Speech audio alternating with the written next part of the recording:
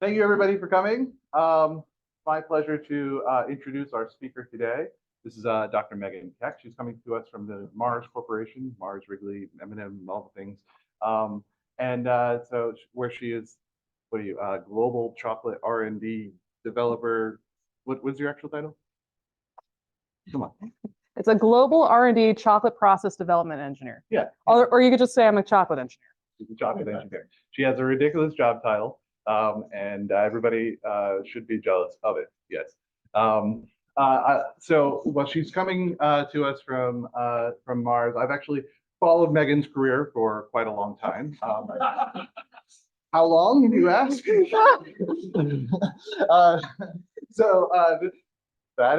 That's little Meghan right there, and I'm there in the back putting bunny ears on our brother. But yeah, this is my little baby sister. Very proud of her, and I had to do a little embarrassing. You're very lucky that I didn't put anything in here. Yeah. Meghan has been bright since very early in her life. Has really interesting career path that I think you'll find will be unique, but also it opens up a lot of ideas for really where you can go if you follow your passion. So I think she's going to give a general overview of how she got where she is, and then specifics about her industry. She can't get into too many specifics for various non-disclosure agreement purposes, but you should feel free to ask as many questions as you can. She will answer with what she's legally allowed to, and then you should also avail yourself of many chocolates. Yes, yes. I'm not taking these home. All right. So let's all thank Meghan, our speaker.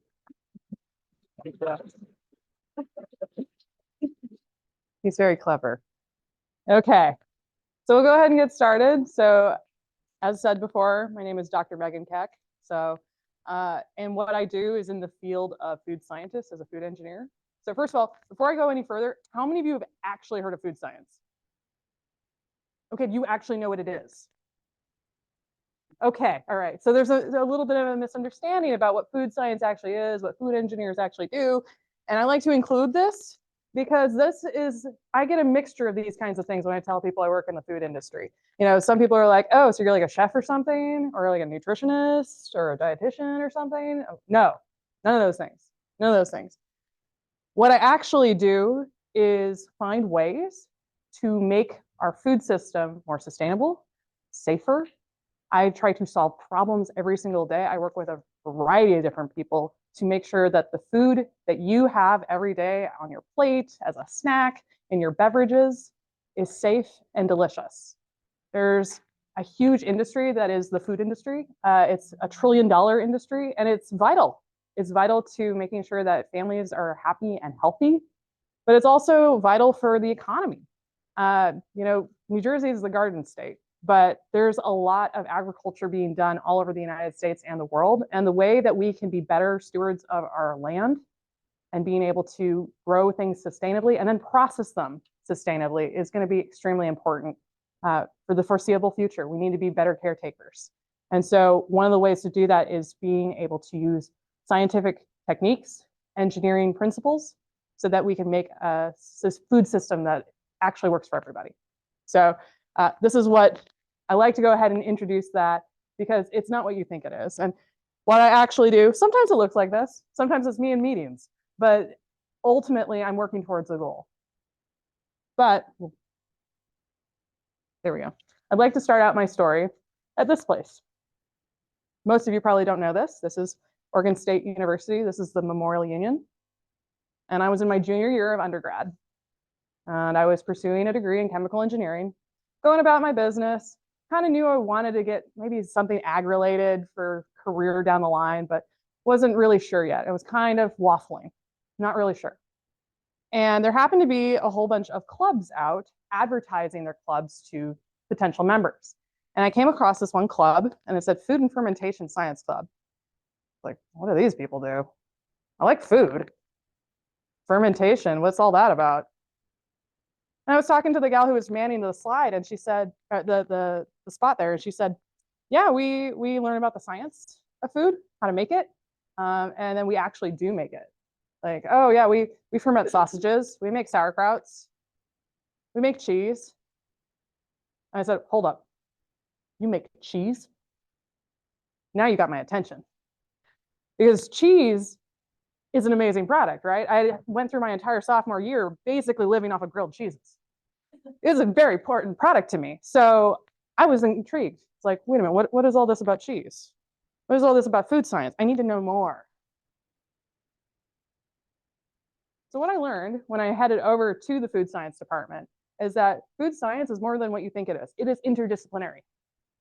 People who work in the food industry have a basic training of food science if they graduate from an undergraduate program in food science. And it uses principles from different areas. So chemistry is involved in everything related to proteins, related to carbohydrates, lipids. These are the raw materials that we're talking about when it comes to our raw foodstuffs. What happens when we cook things? How do we get a beautiful loaf of bread? There's a process that goes into that, and there's a lot of chemistry. That being said, there's also physics. And I'm not thinking like physics, like I'm dropping like a Newtonian physics, like I'm dropping things and gravity. It's like usually not that. What we're talking about is engineering.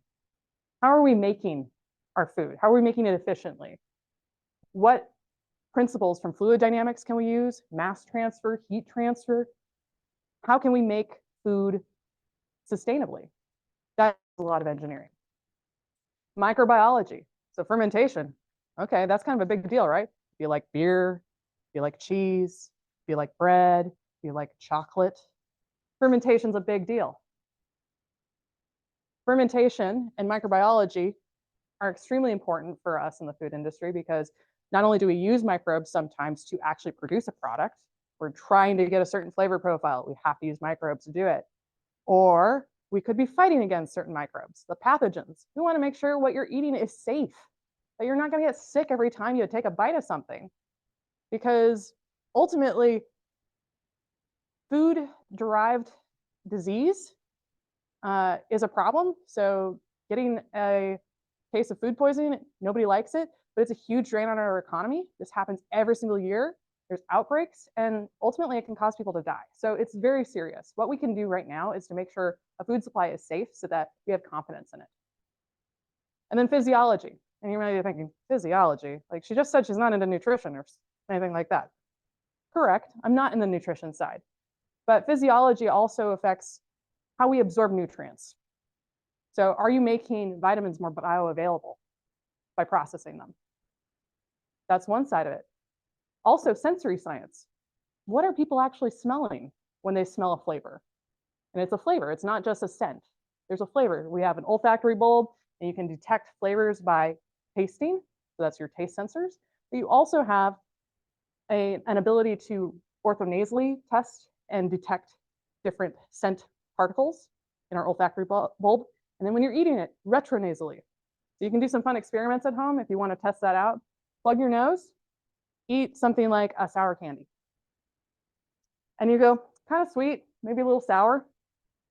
Open up your nose. All of a sudden the flavor comes through. That's what I'm talking about. How we're understanding and interacting with our food is also a part of food science. And you can find that mostly in the sensory science area. So I got to thinking, okay, well, that's interesting, interdisciplinary. I can kind of get behind that. Well, what do you guys actually take for coursework? Like, what's actually involved?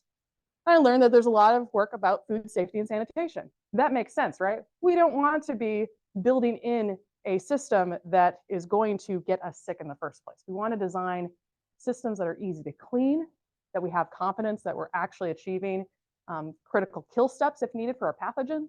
That's the kind of thing where you learn about it in food safety and sanitation. Food chemistry. So you're not only doing your theory work about ice crystals. I cannot tell you how much work I had to do on ice crystals. A lot. But you're also doing stuff in the laboratory. What happens if you have a slow cooling curve? What kind of ice crystal forms? And then what does that do to your ice cream? Guess what? It makes it grainy. Nobody likes it. So being able to understand the theory and apply it directly is pretty cool. Sensory science just talked about that. And it's not just things about how you smell and taste things. It's also how you're interacting with it. Sensory scientists not only work in the food industry, they work in every industry. Nike hires sensory scientists because they want to know how consumers, how people are interacting with products. So it's more than just food, but it's often they're trained within the food industry. Microbiology, just discussed that. But there's a lot of other areas of microbiology, not just like I want to have these cultures grow, I want to kill these bacteria.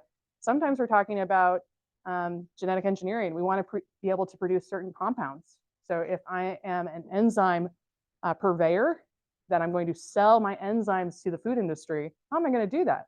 I'm going to do a lot of work on the fermentation side of things. I need to know what makes it so easy to grow some kind of bacteria to produce this enzyme versus another. I'm going to take that information so I can make better business decisions that cost me less money, but maybe also have a sustainability benefit. If it's faster for me to do it one way or the other, there could be positives and negatives. And so I have to balance that. Processing, I told you about this. So anything that is made to be eaten goes through a process. There's no such thing as an unprocessed food. Unless you're like going around, found a mushroom, and just popping it in your mouth. It's processed. And it may be lightly processed. It may be something where we've just brushed the dirt off of this. That's a process. But you can also do that industrially. Or it may be something as extreme as infant formula. You do not want unprocessed infant formula. I can tell you that. Why? Because it's dangerous. We need to have confidence in that what babies are getting is actually safe for them to eat, and it's going to provide them all the nutrition that they need, right? It's very important that we do that. So understanding all the different kinds of processing steps, the ways to go about doing things to achieve an end, that's very important. And then there's also a side of it with food law. There's a lot of law and IP around food that I don't think often is talked about, but it's the reason why in the United States, if you want to call something a cheddar, there's a reason why you have to follow a standard of identity that's listed out in the Code of Federal Regulations. Same thing with milk chocolate. The milk chocolate in the United States is not necessarily the same as a milk chocolate elsewhere. There are requirements in other jurisdictions. We have to be respectful for that. And we have to be mindful then when we're designing recipes, making new products, where is this going to be sold? Where is it made? These are the things we have to keep track of. Oops. All right, so I just told you all that, but I was here for the cheese. What about this cheese? Tell me about this. Because I had this realization, milk is like a liquid, and then it's made into a solid. How is this happening? What do I need to know? Well, let's talk a little bit about cow's milk. So first of all, mammals are amazing. They produce milk for their young. That's pretty cool. And this milk has all the nutrition requirements for the young of that species to grow into a healthy adolescent before it can be weaned off. That's amazing. How does it have all this stuff? Well, it's mostly water. That's important. It's a liquid, okay. But it's also got proteins. It's got what we call ash in the industry. It's basically all of your mineral content. It's also got lactose. So that's the sugar that's found in milk. It's a disaccharide. So for those of us who may have a little bit of an issue eating lactose, that is because you've lost that enzyme ability to do the cleaving for you, and that's where the microorganisms in your gut are trying to help you out, and they're making you very uncomfortable. So that's the lactose. And there's also fats. So you go from this to a cheese, which is a very different ratio of protein and fat to moisture. But I think what's the most amazing thing is this hairy looking tennis ball thing. That's a casein micelle. They're about 400 nanometers across. And they're pretty amazing because this is a complex system of proteins. These are proteins that don't like to be in water. So they'll associate with themselves. And they're linked together by these calcium phosphate nanoparticles. There is so much calcium and so much phosphorus in solution in milk, you would not be able to have those actually be dissolved if you had the same amount in just straight up water. It's critical that they're actually interdispersed within these micelles themselves. You can stick more calcium, more phosphorus per gram than otherwise. So it's a way to get around some of the limitations that we would normally have in chemistry to provide more nutrition to a growing calf in this case. But you're thinking, well, all right, they don't like to remain in solution. How are they doing that? Well, you notice these little hairs on the outside? Not all of your caseins, which are the main proteins I'm talking about here, have a problem with water. You have these kappa caseins. Kappa caseins stick out into your serum and they stabilize. And you have a negative charge. And so these caseins float around, casein micelles, they bounce off of each other. And that's what makes milk look the way it does. It's scattering light or bouncing off. You also have fat globules that are floating around. Those are complex fats. They've got these membranes that are bilayer. They've got proteins in them. They're really cool. Some of them provide some benefits from a nutrition perspective. But what's ultimately really important here is that processing affects the functionality of everything that goes on here. So if you damage by, let's say, heat treating, are you going to make as good quality cheese? Yes or no? It depends on the extent. But if you want to make cheese, you got to get these proteins to now interact with each other and create a three-dimensional structure. And the way you do that, you give them a little haircut. You add in an enzyme. The enzyme goes around, cleaves your kappa caseins. Destabilized proteins don't want to be destabilized in the water-rich environment. So what do? Stick together, drop out of solution. You've just made yourself a three-dimensional network. Cool. So I learned all about this, and then some when I was in grad school. But this is exciting because this is chemistry in action. It's stuff you can do on your own. You don't even need anything fancy. You can literally buy stuff offline, go to the grocery store, see it yourself. This is cool. This is chemistry in action. But what's also really neat is that when I was at Oregon State, I had the opportunity to actually make cheese too. So not only was I learning the theory, I was also practicing it at the same time. And I was able to take in all the food safety and sanitation knowledge that I'd learned. I'm learning about processing.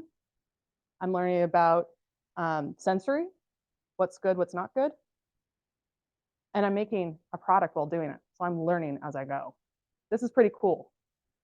I was able to actually work directly with consumers even. So from beginning to end, I was involved in it. And that's an incredible opportunity to learn. And that's actually Mark Bates. He's the man who taught me how to make cheese.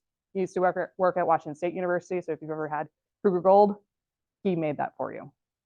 So, and that's also one of my coworkers way back in the day.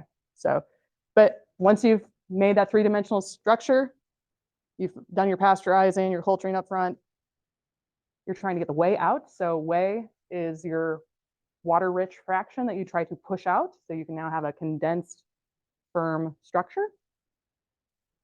Whey goes out, processing it later, which I eventually learned how to do that.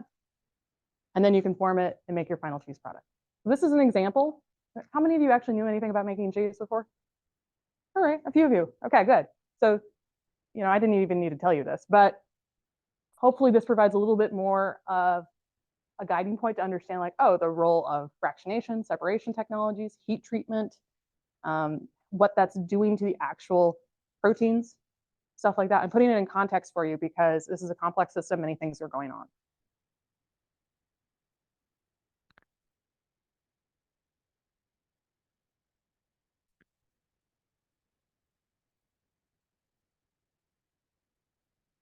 Nothing's working. Well, I would go further. There we go. What did you click? Okay, whatever. All right. So from that experience making cheese, I thought, this dairy stuff's pretty cool. I'd like to do some more engineering type things with it. And so I got an internship, which you should all be doing. If you haven't done it already, do it. Get yourself an internship. And I, lo and behold, got to go and intern at one of the largest cheese producing facilities in the world. They make per annum over 1 billion pounds of cheese. 1 billion pounds cheese. It's a lot of cheese, which means you have to worry about a lot of waste streams. And if you're living in the state of California, which is what this place is located, all of a sudden you have to be thoughtful about, hey, what's in the waste stream? How are we going to make sure it is now safe to go out and either be processed by a water treatment facility or eventually getting out into irrigation? How do we make sure that's safe? So one of the things I was tasked with doing was evaluating different resins. These are ion exchange resins, so something similar that you might find in your own chemistry classes. You're learning about different kinds of chromatography. It's the same principle. I was evaluating different exchange resins. Could I remove calcium from this one waste stream? How efficient was it? What could I use to basically regenerate the resin afterwards? And it went really well. I got to do some bench scale work. So eventually we had the time and we had the opportunity, we were able to take it plant scale. So that's pretty big scale up. We're talking several thousand times scale up. And it was so good that it became a permanent fixture. It ends up probably saving about $5 million a year. All right. So this is a power of learning about how to apply your education. This is a little bit more engineering, but the same principles that you learn in your chemistry classes, you can apply that here. Another thing that was really important is that I built a network of connections. When you go to an internship, this is your trial run. You're learning not only how to be in an office area if you've not done that before, how to do research industrially, but how to interact with people. This is a dry run for you. You take that opportunity and you use it because that is what opens doors. And at the very least, even if you didn't enjoy your internship, felt like, hey, it wasn't worth it, that's a still useful experience because, hey, you know what not to go into. That's knowledge, right? So had a really good time with my internship. I was like, okay, cool. I'm getting ready to graduate. But I'm still kind of keen on this engineering plus food thing. What else can I do? So I went to North Carolina State University, was in the food science department there. I was in their food rheology lab. Does anyone know what rheology is? Okay, yeah, exactly. We're not a very common bunch. Rheologists study the flow and deformation of matter. What does that mean? It's everything. We go from scales of 10 to the minus 9 to 10 to the 9. Not many things you can go that wide. But in rheology, you do, because we're talking about all fluids, all solids. There's elastic moduli to consider from the solid perspective. There's also fluid properties to consider, how complex fluids are. So rheology is used in a variety of different fields. It's really fun in food because why is that so jiggly? What's that gelation point going on? What's going on there? Why is this different than that? How does that relate to sensory? When somebody says, oh, that's really hard, or oh, that's really crisp to eat, what does that mean? Well, we can use techniques from rheology to describe that. And that way we can actually build a fundamental understanding. It's like, these proteins, these chemicals are creating a structure that respond this way. Aha, now I can use that in the future when I want to make new things. So I got to do stuff with rheology, and I've included like a few different figures here. I won't go into great detail, but needless to say, you can have very complex fluids. Shear thinning fluids are very popular, very common within the food industry, which means as you apply more shear, faster shear rate, you have a thinning type behavior that occurs, which means it becomes less viscous. Okay. Sometimes you'll have Bingham plastic fluids. So a popular one is ketchup. You take ketchup and you turn it in its bottle, it doesn't flow. You need to hit it, right? That's a yield stress. That's a complex system. So a variety of different products have different complex fluid behaviors. They also have complex elastic behaviors. And you can also combine this with things related to tribology. So I expect, does anyone know what tribology is? Oh yeah, nobody knows what tribology is. That's because it's like mostly focused in the mechanics industry, ball bearings, stuff like that. But it's the study of lubrication. We don't think about it. We're thinking, this is my yogurt. It's really, really thick. It's viscous. But what if you have a glass of wine and you go, wow, this is really drying on my tongue. It's very astringent. That's tribology. It's creating a coefficient of friction that makes it feel dry. So it's a study of how fluids interact with different forces and whether or not they create resistance to movement, right? So a really high coefficient of friction, really dry, don't want to eat this. Really low, this is creamy. It's kind of smooth in my mouth. Oh, interesting.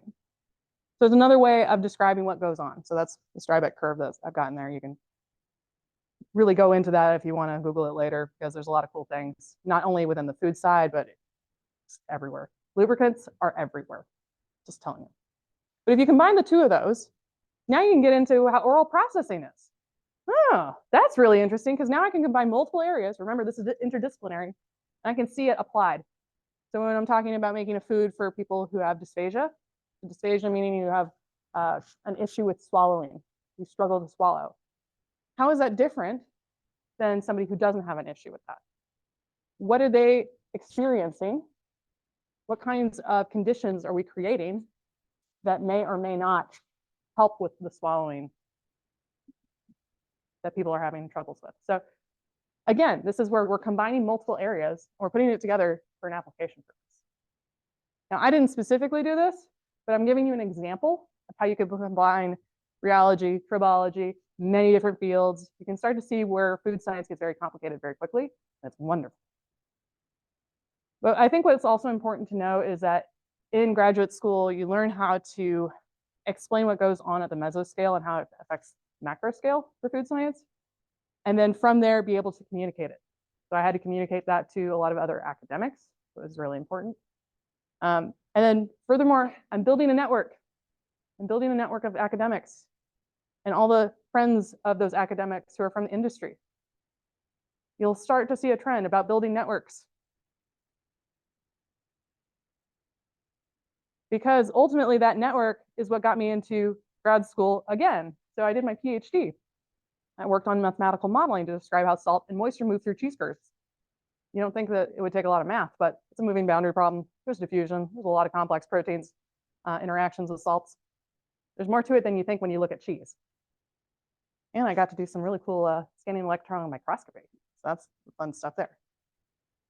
Being able to combine multiple different fields of study into a coherent thesis, and then being able to communicate that not only to my peers, but also to the general public, to prospective business owners and industry is extremely important.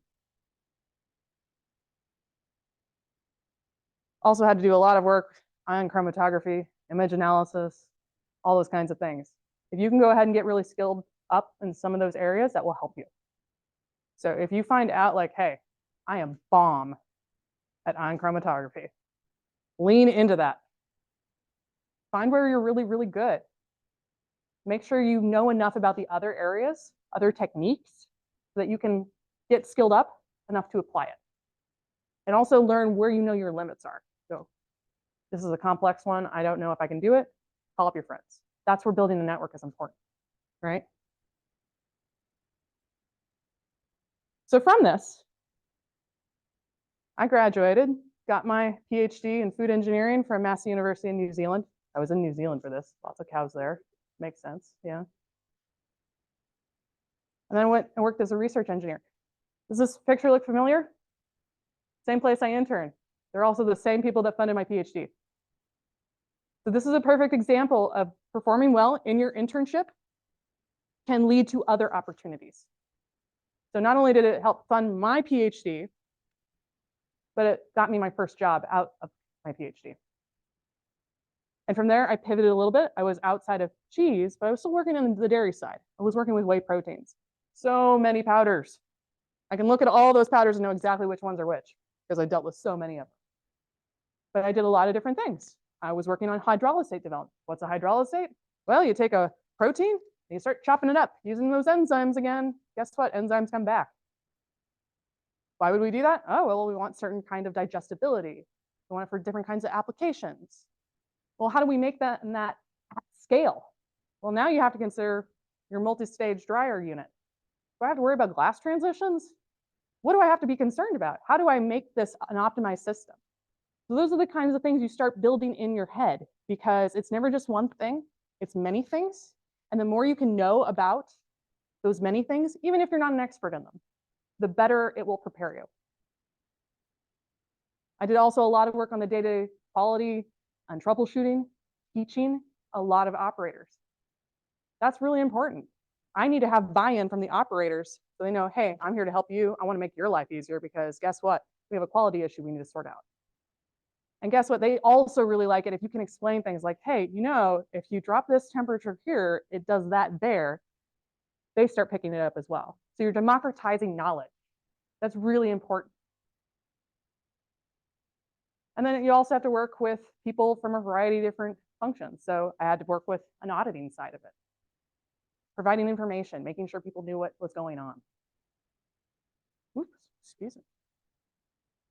But I did start to think about, all right, I've been in dairy for a while. What else can I do? What about chocolate? Chocolate's pretty cool. Chocolate is something that not a lot of people know about how to make, right? How many of you guys have actually made chocolate? Yes, you're the exception, I know. Chocolate is actually a really interesting system because unlike a lot of different products in the food industry, which we look at things from a serum base, it's a water-based system. This is fat-based. We're not dissolving things, we're suspending them in fats. So it's really critical that when we take the cocoa beans after they've been fermented and dried, we clean them properly. We do the roasting. This is a little bit out of order. This is not something Mars made, so I will just have you know. You do a bit of roasting, you winnow. That's one of the earliest forms of separation technologies that humans ever developed, taking density differences to separate out chaff from your grain. Same principle applied here. You can make a cocoa liquor. Cocoa liquor is fat. Beautiful. Tastes like dirt. Why does it taste like dirt? Because there's no sugar in there. There's no dairy powder. It just kind of really roasty, and sometimes it doesn't taste very good. It's when you go through the extra steps of mixing in your other ingredients like milk powders and sugar. You create the conditions now where, okay, I can do the next step, which is particle size reduction. Because remember, this is a fat-based system. We're not dissolving things. So whatever lump of something's in there is going to remain a lump of something in there unless you reduce the particle size. We have to do that. And then what's the next step? We have to do conching. Conching is an inherited name. It's a process by which you're coating individual particles with fat. That's what conching is. It's called conching because over 120 years ago, when it was first developed as a technology, the equipment looked a little bit like a seashell, looked like a conch. And so that's why they call it that to this day. Confections has a lot of old-fashioned names for things. And then from conching, now you can go ahead and temper your chocolate. It's a heavy fat system. Guess what? Those fats create crystals. And the kind of state of those crystals will dictate whether or not you look at your chocolate and go, is this still safe to eat? It is, but it doesn't look pretty. It's got bloom. Or beautiful snap, beautiful color, beautiful gloss. That's the power of getting your crystallization right. You haven't done anything else but get the crystals right.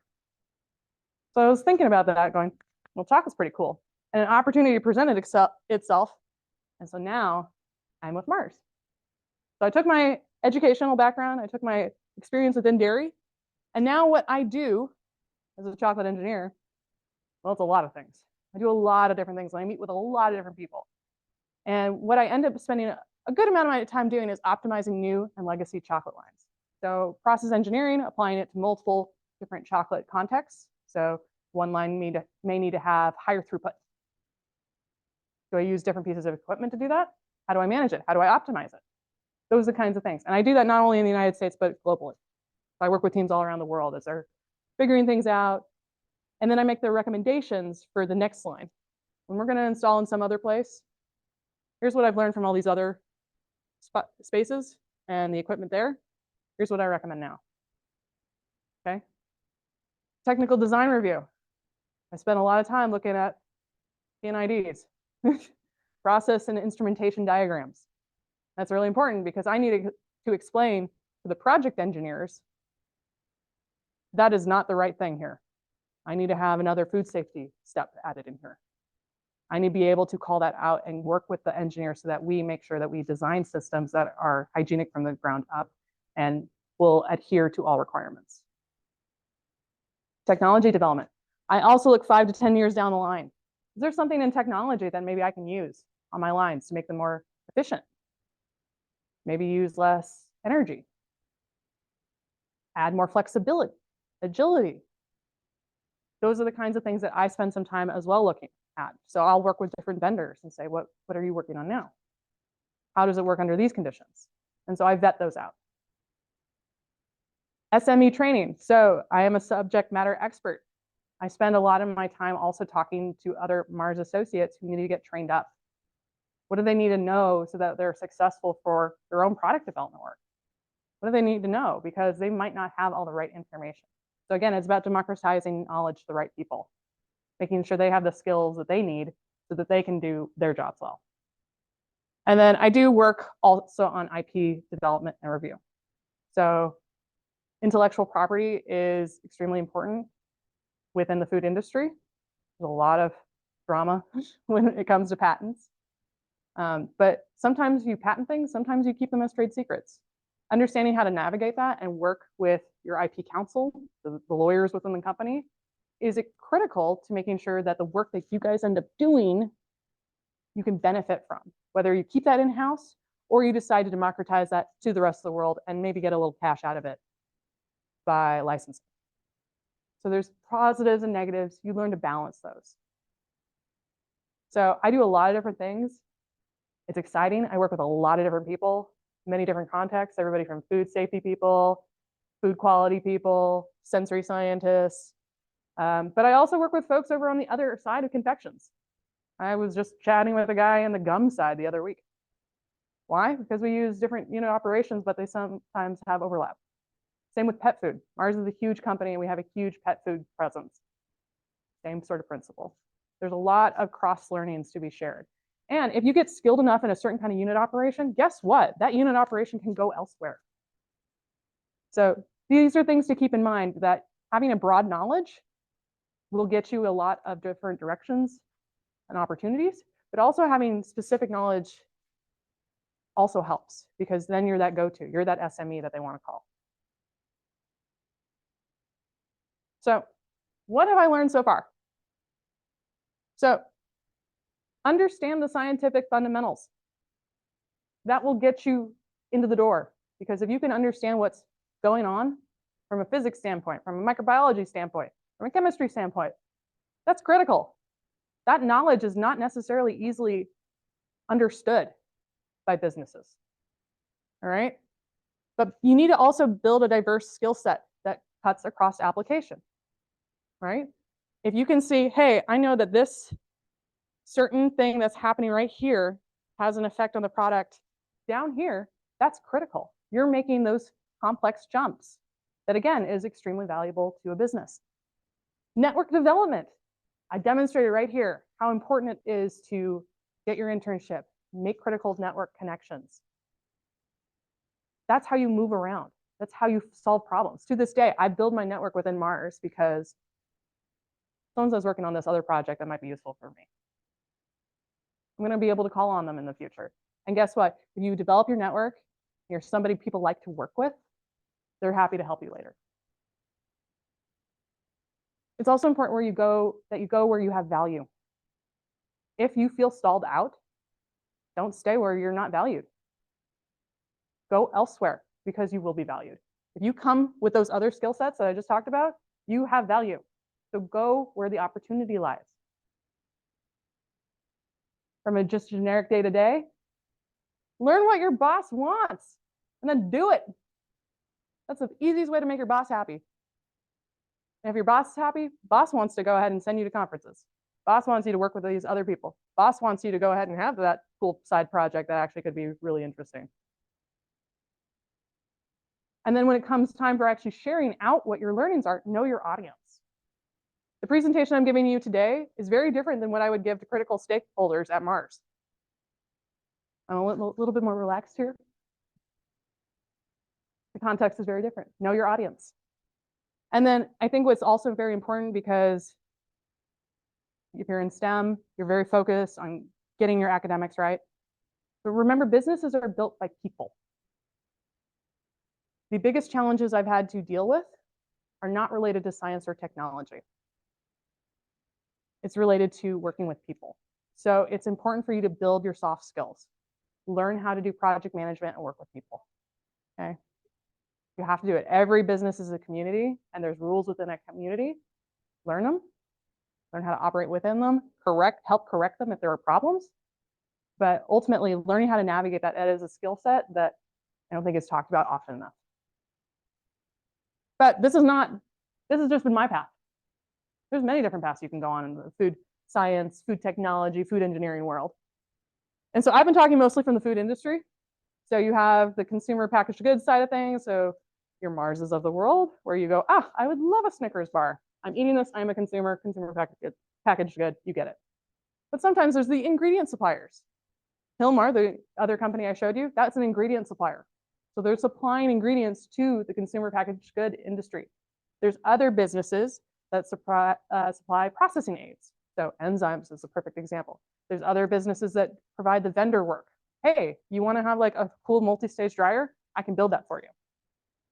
So that's some parts of it. There's also on the microbiology side, so there's external laboratories that can do pathogen testing that shouldn't be done on site. There's a lot of different areas that you can be playing in. And then I'm not even talking about consulting. Consulting is a whole other area. If you have a skill set, sometimes you start your own business and you go to different groups to solve a problem for them. I think it's a little bit easier with academia. You probably have an understanding about what professors do, what lecturers do in terms of research. They might what they're doing. They're doing the fundamental work, and then sometimes they also work with extension.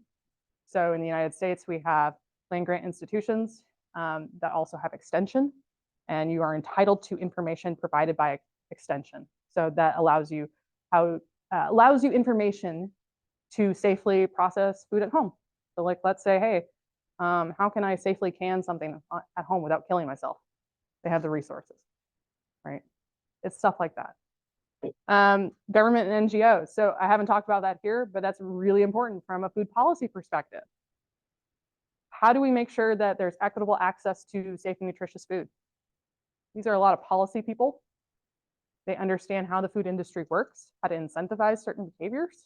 And so those people work with politicians, work with governments to make sure that information is shared properly so that food can get where it needs to go. And then the general categories of professionals. So the engineers, so people kind of like me, all the way into like the nuts and bolts folks who are, hey, I've just designed the system. Hey, food engineer, check to make sure my design looks good. And then they execute on that. They actually build the stuff. Quality and food safety scientists. These people are critical. If we don't have them, we're in big trouble. And the food safety people sometimes are in academia. There's a great norovirus lab over in UMass Amherst. One of my former classmates is there. There's a lot of different and interesting things going on with salmonella, listeria. We can find ways to combat that. That's going to serve everyone very well. Chemists. Chemists can be everything from like, hey, I'm detecting a toxin somewhere, so there's a food toxicology standpoint, to I am working as a flavorist. Flavorists are a whole different beast. That's a lot more of a system where you don't just go and become a flavorist. You actually have to shadow and it's a very complicated process to become a flavorist, a master flavorist. It's a little bit different. Sensory scientists. So I told you about them. They're doing with everything how you interact with a product. Product developers, those are the people who are being the wild and crazy ones, of like, oh, what if we mix this with that? Two completely different things. Here you go, consumer, enjoy. And those people end up having to work with the marketing and sales people, which God bless them. It's not always the easiest thing, because sometimes getting the real information, like what is the critical thing here that is actually needed for the product, is not always as straightforward. So learning how to decipher what marketing says is important into what something is physically important or even possible, that's where the product developers have to bridge that gap. But let's talk salary. I don't think we talk about this kind of stuff often enough. So the food industry is very competitive. If you have a biological science background, you can go into the food industry. You don't have to have a food science degree. Food science degree holders as undergraduates are easily employed within the food industry. This is information from the 2022 IFT Compensation and Career Path Report. IFT is the Institute of Food Technologists. Everything I've talked about here today, if you want to know more, go to ift.org. and learn more. It's a whole institution just focused on the food industry and professionals that work in it. Okay. And I don't know if you can see this very well, but like who ends up making a lot of money? You know, if you're in VP, that usually means you make a lot of money. If you're like a product developer, you still make a lot of money. You know, it goes on down. It's very competitive. So something to consider. It does vary by region.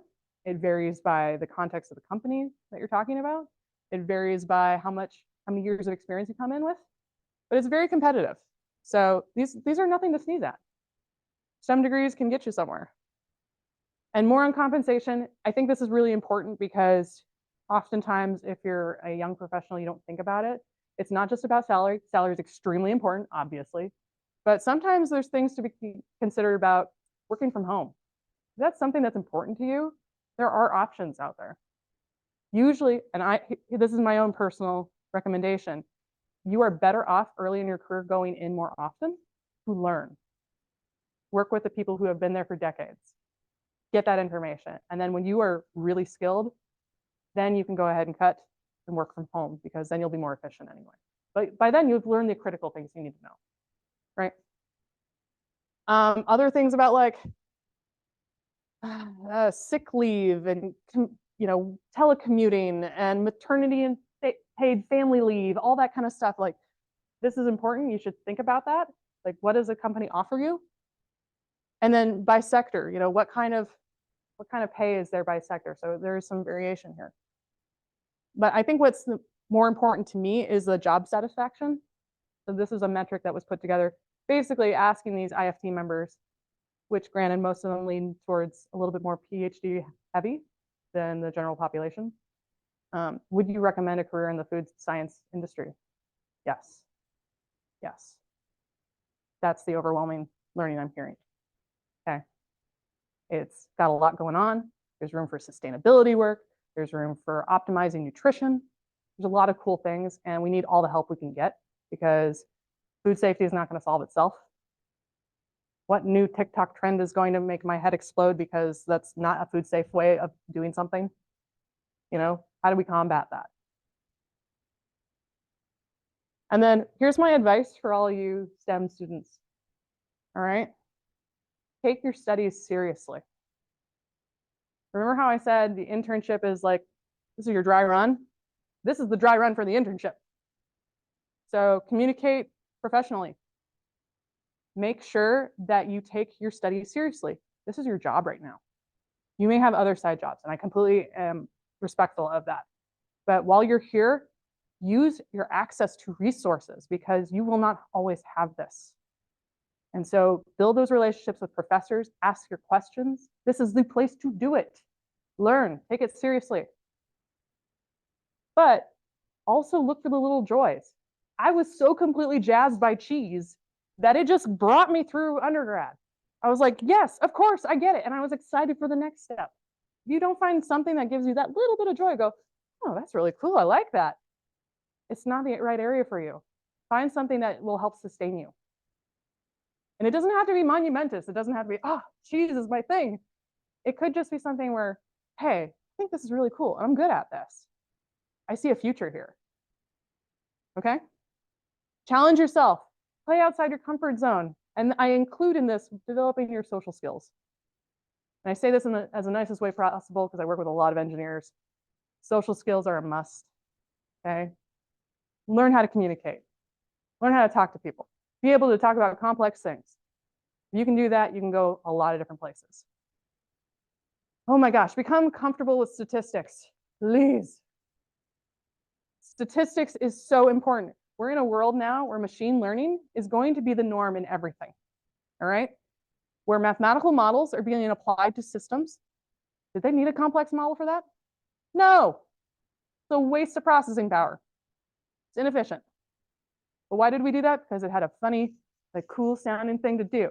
All right, we're going to do this, and this is going to help us get ahead. No, it's not. Understand statistics. If you understand what is statistically significant or not, and you're able to explain that to people, that's golden.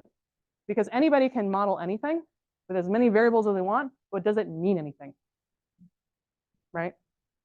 Okay, start building your professional network. That's something that I've tried to take you through on.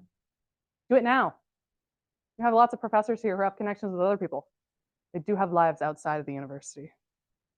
And they have connections all over the place. So if you're really jazzed by this one area, like, hey, I kind of want to know more about this. Oh, well, Dr. So-and-so at University of X knows a lot about this. They might be able to help you. Maybe I'll mention you. Oh, that internship that they were helping that other company with. Oh yeah, that's still open. You should apply. Seriously, all right? Hone your resume and construction, your resume construction and interviewing skills, all right? If you're really smart and you can't show me it, I can't help you.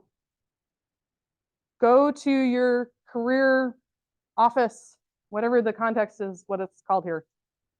Learn how to draw up a really precise resume that details the important things that match what is called for in the job posting, in the intern posting. There's a lot of programs now that they just use a program to just go ahead and cleanse through all of the resumes. And if you're not matching it, it won't even see a human. Don't be beaten by the machine. Get this right words to match. If you can do that stuff, make sure you list it. Practice communicating and know your audience. So when an opportunity comes to, hey, I'm in part of this club, we're going to give a presentation, you should do that. You should totally practice presenting to people because you'll be doing that for the rest of your career. And then find a way to translate your skills into the so what. The so what in an academic standpoint could be, this is important because it provides us a foundation to build knowledge on next. We didn't know this one thing, but we needed to know it so that we could do the next thing. The so what in a business context is, this is going to save us this amount of money. This is going to reduce our carbon production by this amount. Know your context, know what's important for people to understand, and be able to explain that. They want to see, what's the moneymaker slide? What do I need to know? And then last thing, get an internship. Do that dry run. Get multiple internships if you want. Find out if it's the right thing for you. And if it's not, oh, well, you've learned it's not the right thing for you. And you never have to do that again. So with that, if you do want an internship with Mars, you can go to our website and you can learn more about the internships and co-ops we have.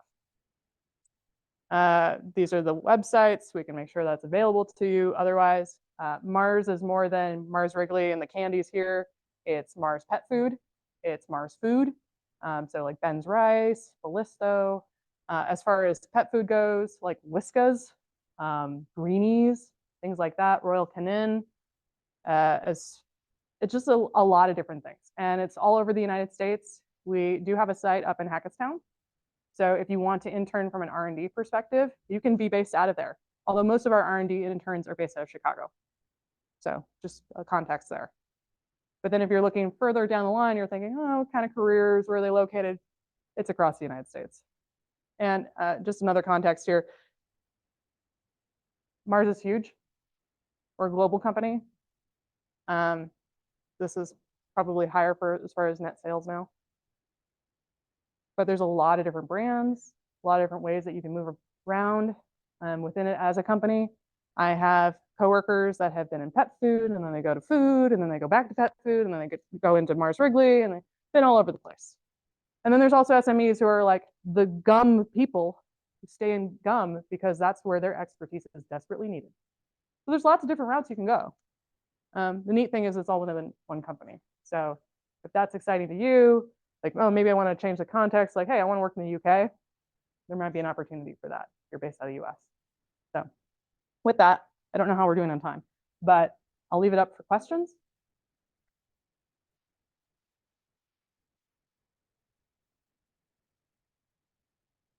Yeah, how much time do we have? Not much? 15 minutes. All right. Yes.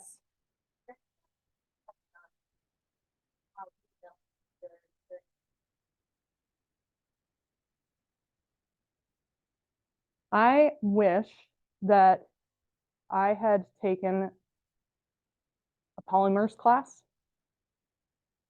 or food packaging. I didn't talk about it here. Packaging's huge. If you like mechanical engineering type things or polymers, get into packaging because we need that from a sustainability standpoint. Rutgers has a program. Clemson, Michigan State, packaging. Okay, next.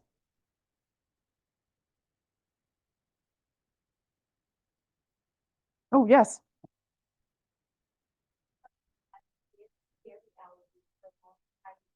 Mm-hmm.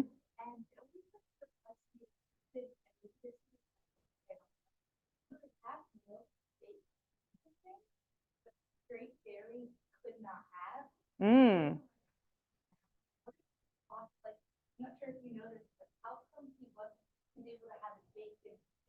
Oh, wow. That's a very good question. Probably an immunologist would be able to answer that better. But my suspicion is he probably had more of an issue for whey proteins. So most people with a cow's milk allergy in the United States, they actually have an allergy specifically to whey proteins. Yeah, beta-lactoglobulin is a whey protein that's found only in cow's milk. It's not in breast milk. It's, we wouldn't normally consume it otherwise. And some people do not respond well to that. And so it's an allergy. And if it's denatured enough, maybe it's in a form that no longer is causing that reaction. Yes.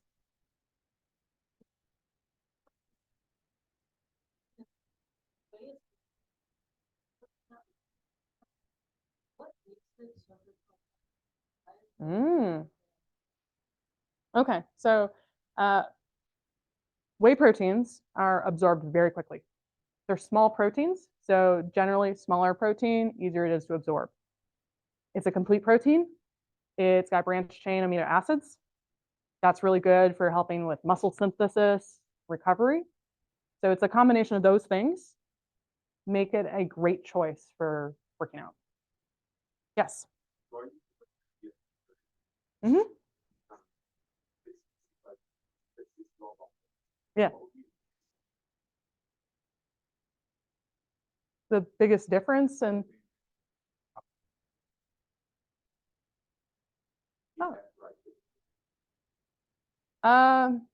not quite understanding. So what's the difference in terms of the processing to get there? Okay, so fluid milk is still highly perishable. We pasteurize it in the United States to be able to sell it across state lines. You can technically go into Pennsylvania and get raw milk. I do not recommend it from a food safety standpoint. It makes me very angry. But you can get milk, it's pasteurized. It normally goes, so pasteurization means a 5-log reduction in the microorganism that is your target.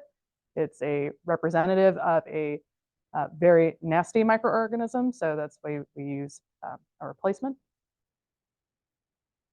We normally do not have as extreme heat treatment for fresh fluid milk that's in the United States. That's why it's in the grocery shelves, in the fridge, versus in other places you have UHT milk, which is shelf stable, which is pretty cool.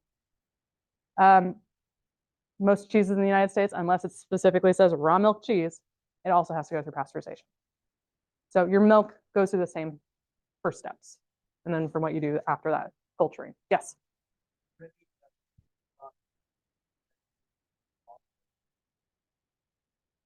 Oh, very good question. So do I have to turn my brain off when I eat something? Sometimes, because I know, like from a food safety risk, like oysters, raw oysters, hepatitis A is no fun.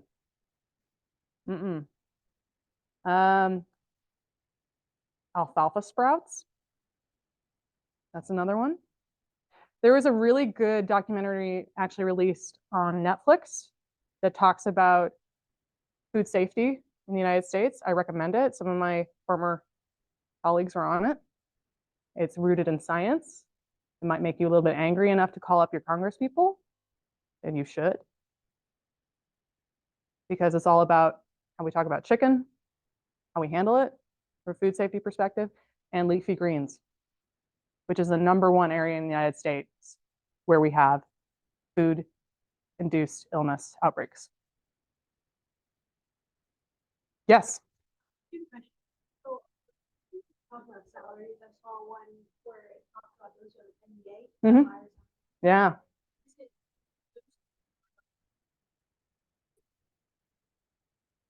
Yeah.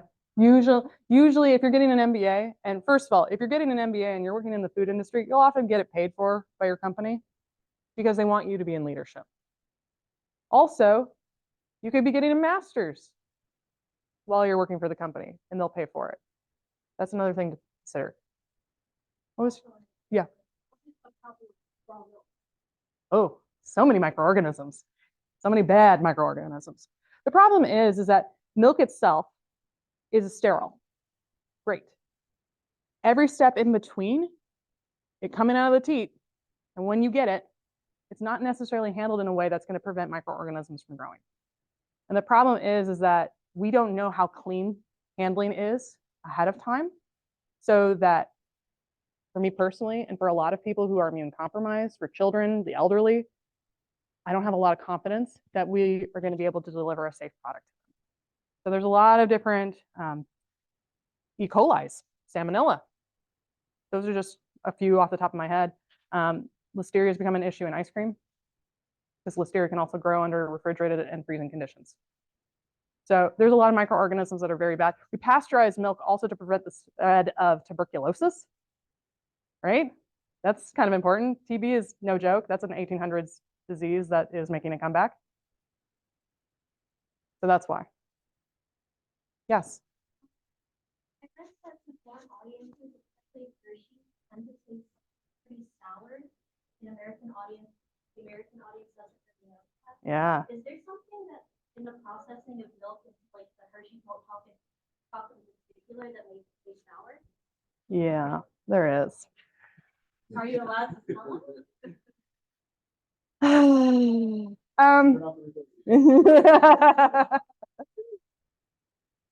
So the history of making chocolate in America and milk chocolate specifically. So why does it taste this way?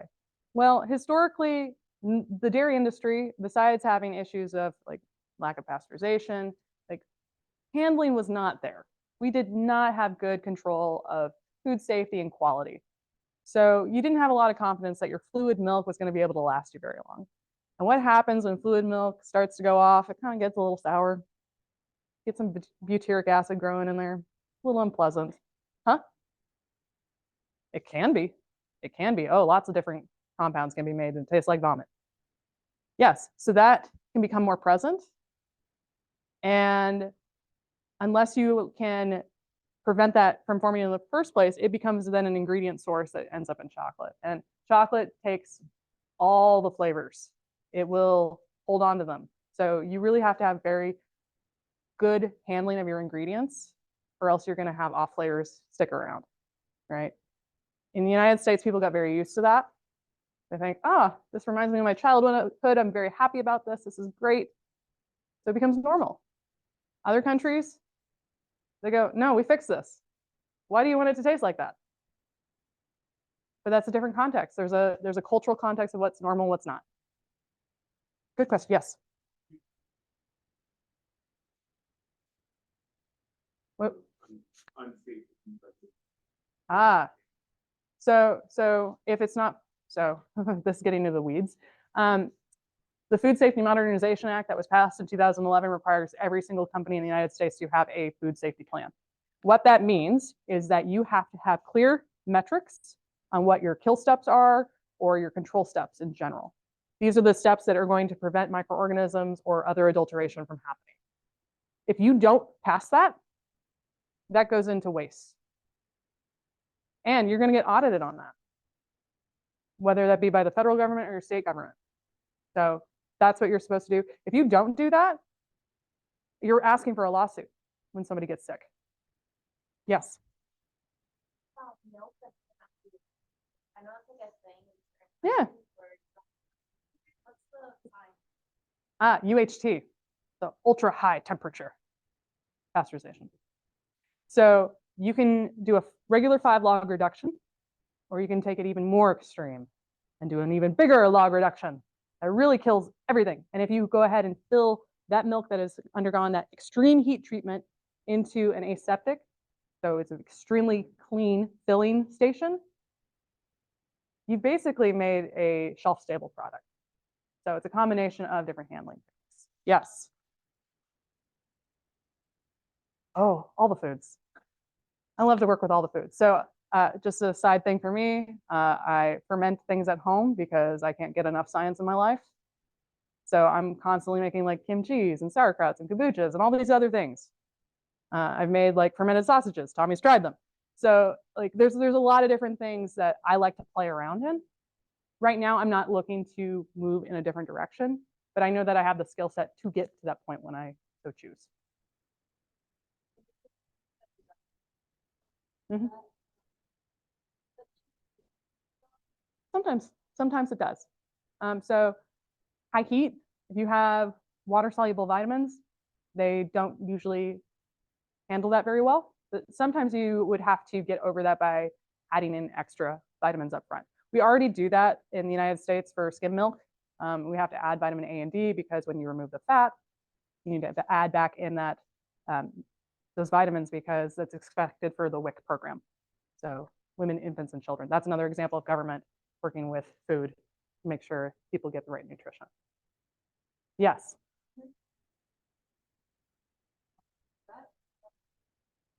Yes. I was in Belgium. It has like a lot more options for like higher percentages. Here I don't really see that like not.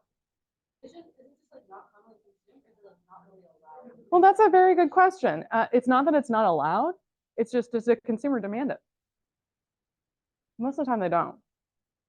Whole milk is about 3.25 to 3.5% fat. 2%, 1% fat free. You can kind of get what you want somewhere in between there, right? And if not, you can just add your own cream in.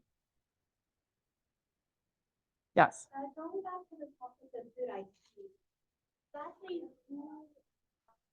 who like approves a product in order to have it be considered by that name? Who approves cheddar to be cheddar from a company to be called cheddar? So that's a multifaceted question because cheddar, you're specifically saying does have a standard of identity. So you do have to follow certain rules. So if we're saying more genetic cheese, I have made cheese X. You'll go through food safety review for a new product.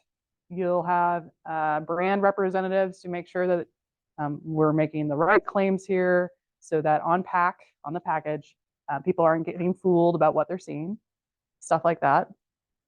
If you actually are filing like for patents or for IP purposes, you're bringing in the lawyers and they're going through everything with you and you're detailing every single aspect of it so that it can then go through the right avenues to get approved. Yes.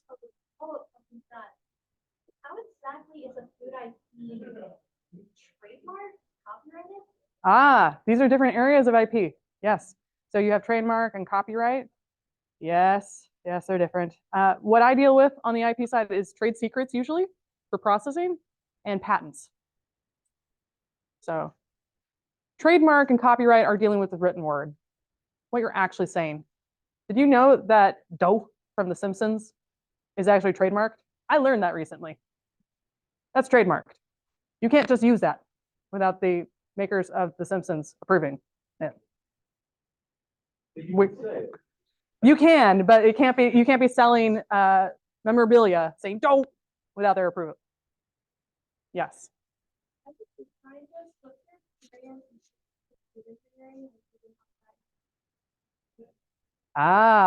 This is a very good question because there's a lot of things going on right now. Everybody's very keen on like, how can I use microorganisms to make the exact same proteins from meat or dairy-derived sources?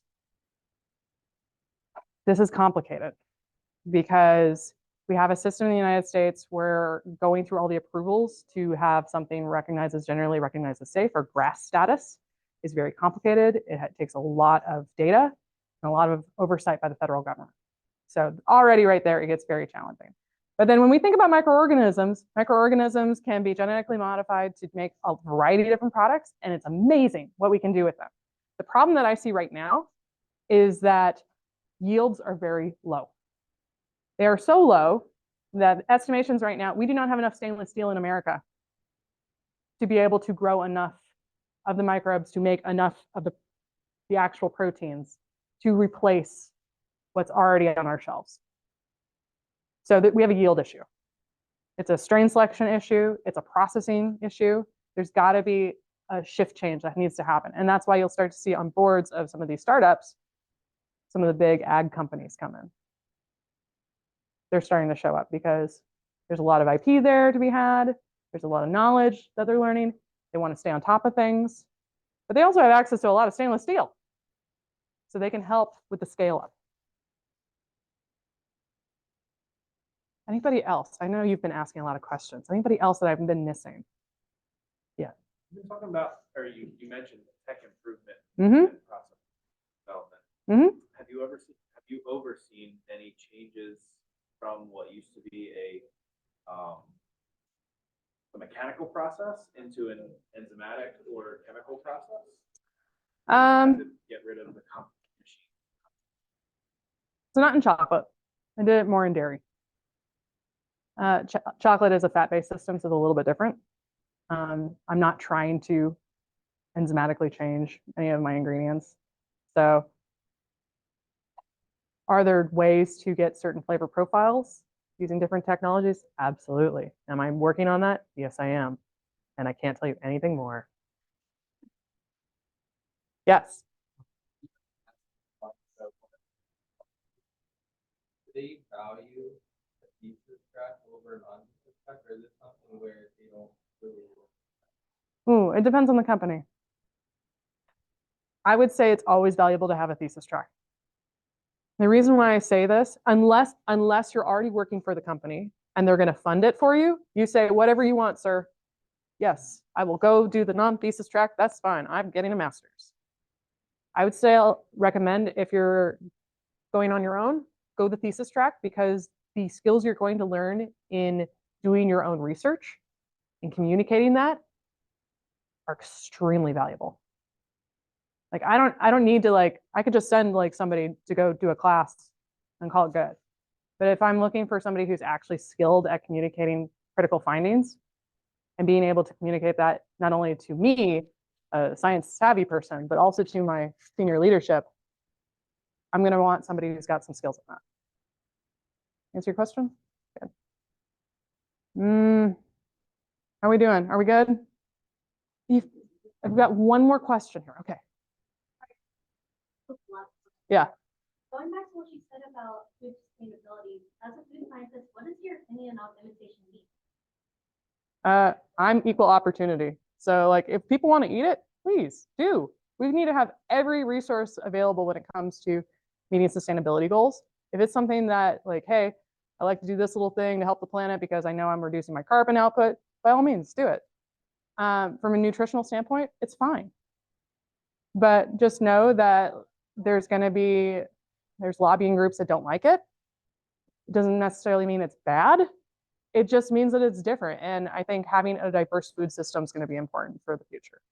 So that's my 2 cents. All right, cool.